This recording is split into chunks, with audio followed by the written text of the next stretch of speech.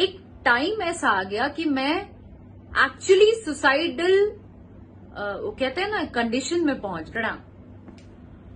बहुत दिनों से बहुत सारी बातें मेरे मन में चल रही थी जो मैं आप लोगों से कहना चाहती थी, करना चाहती थी।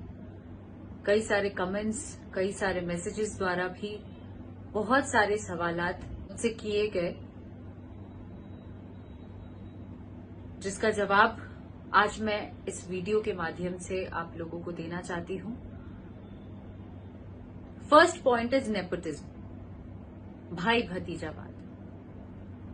भाई भतीजावाद, नेपोटिज्म हर जगह है भी और नहीं भी।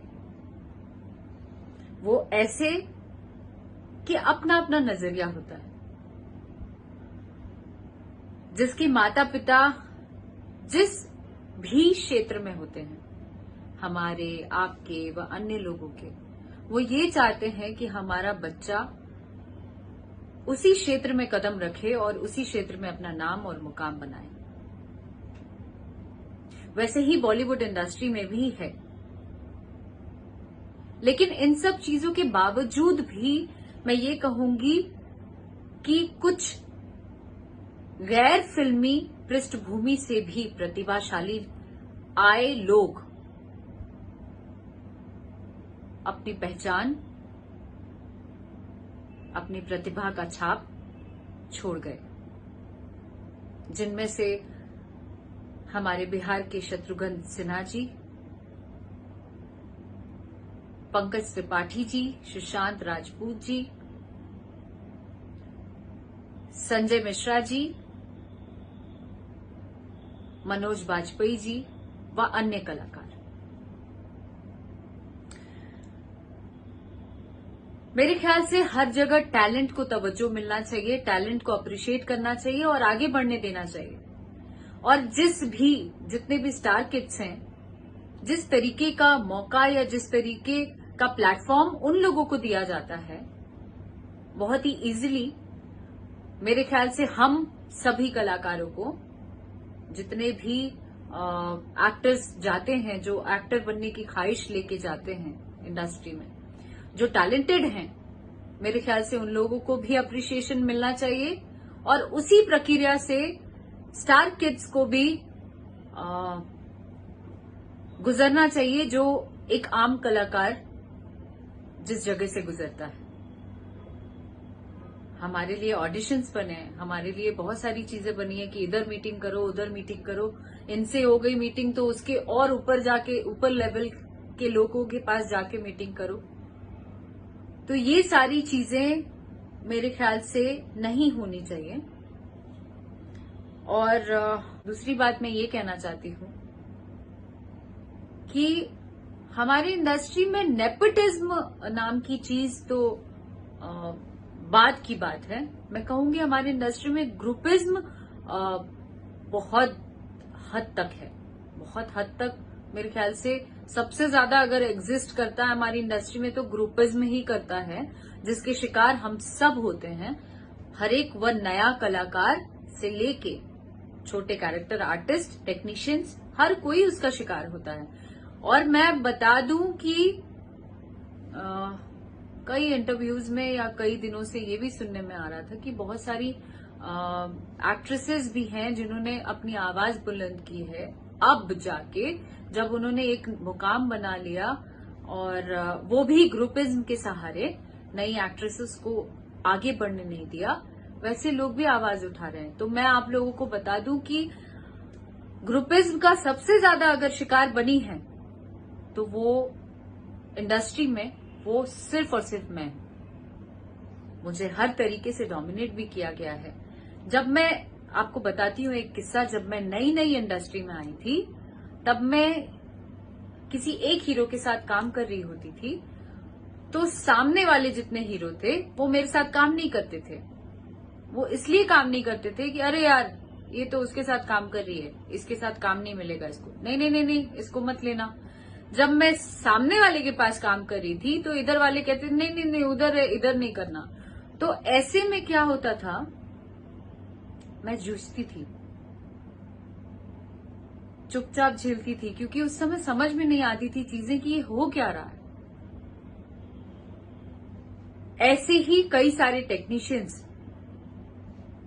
कई सारे डायरेक्टर्स, कई सारे कैरेक्टर आर्टिस्ट जिनकी रोजी रोटी ही इंडस्ट्री में काम करने से ही चलती है, उनके घर में 2 रोटी वो खा पाते हैं चैन और सुकून से, just because of our industry, जो हम काम करते हैं। हम आपके जैसे बहुत पैसे वाले नहीं हैं, हीरो बन के हम बहुत ज्यादा पैसा नहीं कमा के रखे हैं हथिया के।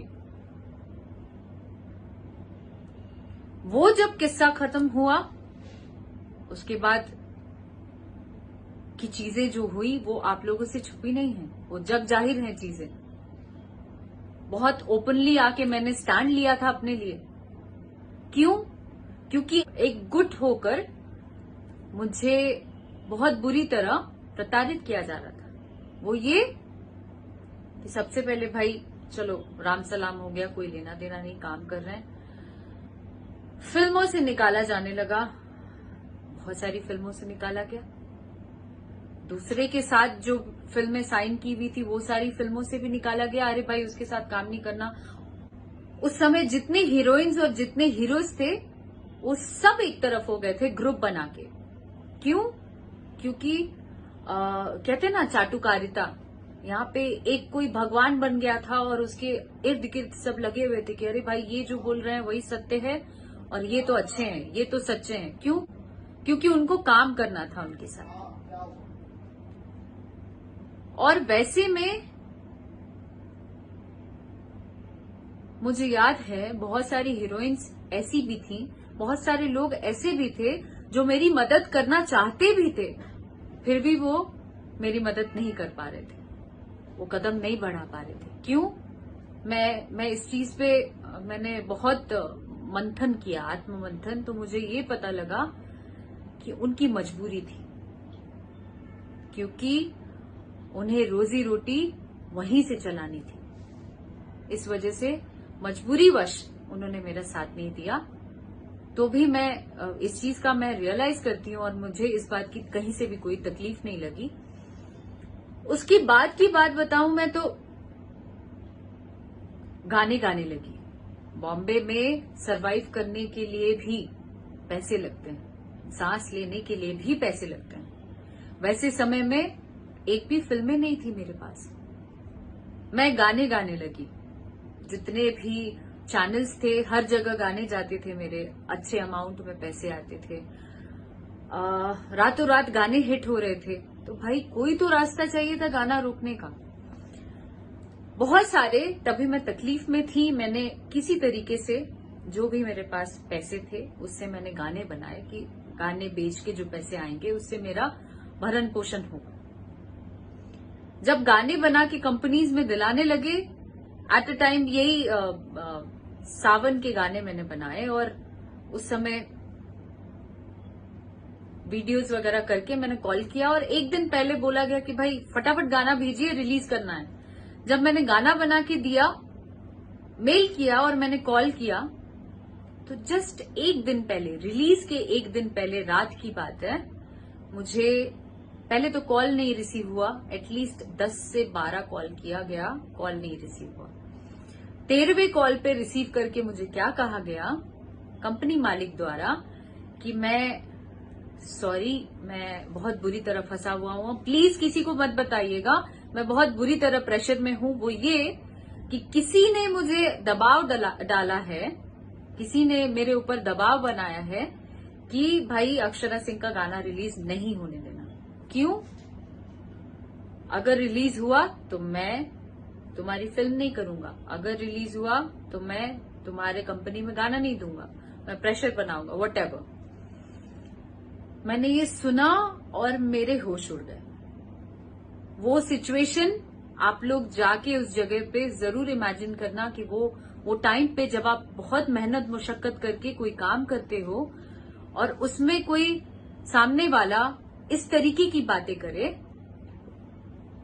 तो क्या लगता है, क्या बीतती है उस घड़ी में। मैं शॉक्ड हो गई, मैं शांत हो गई, चुपचाप साइड हटी। वैसे करके मैंने सोचा कि चलो ये कंपनी नहीं, दूसरे कंपनी में बात करें। धीरे धीरे करके सारे कंपनीज वालों ने ऐसा ही कहना शुरू कर दिया, और एक टाइम ऐसा आ गया कि मैं एक्चुअली सुसाइडल, वो कहते हैं ना, कंडीशन में पहुंच गई। क्या करूं, कैसे जीऊंगी, क्या करूंगी, कैसे काम करूंगी, ये सारे सिचुएशंस में ये लोग पहुंचा दिए ग्रुपिज्म बना के। और उस समय कोई एक बंदा नहीं आया ये पूछने कि तुम खा पा रही हो, तुम जी पा रही हो, तुम मरोगी, जिंदा रहोगी, क्या करोगी। तो वो कहते हैं ना कि जब तक आप जीवित रहते हैं तब तक आपके इर्द गिर्द कोई नहीं होता है आपका तकलीफ देखने वाला, आपको पूछने वाला, आपको सराहने वाला, आपका साथ देने वाला।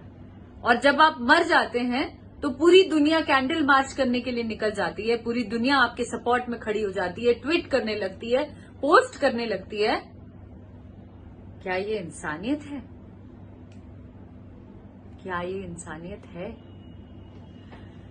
तब भी मैंने हार नहीं मानी। और मैं बताऊं, उस समय मेरे पेरेंट्स, मेरे माता पिता ने मेरा बेहद साथ दिया, मेरे वेल विशर्स, आप लोगों ने, जितने फैंस हैं मेरे, हर किसी ने मेरा डट कर साथ दिया और मुझे मेंटली बूस्टअप किया, जिसकी वजह से मेरे अंदर लड़ने की क्षमता आई। और मैंने सोच लिया, मैंने ठान लिया कि अब मैं स्टैंड लूंगी। अगर मैं गलत नहीं हूं, अगर मैं टैलेंटेड नहीं होती तो मैं शायद काम ही नहीं कर पाती, मैं कब का मुझे आउट कर दिया जाता। और अगर आप में टैलेंट है तो आप आवाज क्यों नहीं उठाएंगे? ईश्वर ने आपको जन्म दिया है, आपके माता पिता ने बड़े कष्ट से आपको पाला है, बहुत तकलीफ झेल के। तो क्या हम एक क्षण में उनको भूल जाएंगे? क्या हम तुरंत सुसाइड कर लेंगे? नहीं। आज भी फेस कर रही हूं, बहुत सारी चीजें फेस कर रही हूं। आज इंडस्ट्री एक तरफ है, मैं अकेली हूं, फिर भी लड़ रही हूं, आगे भी लड़ूंगी। क्यों? क्योंकि मैं एक बिहार की बेटी हूं, बिहार की लड़की हूं, हार नहीं मानूंगी।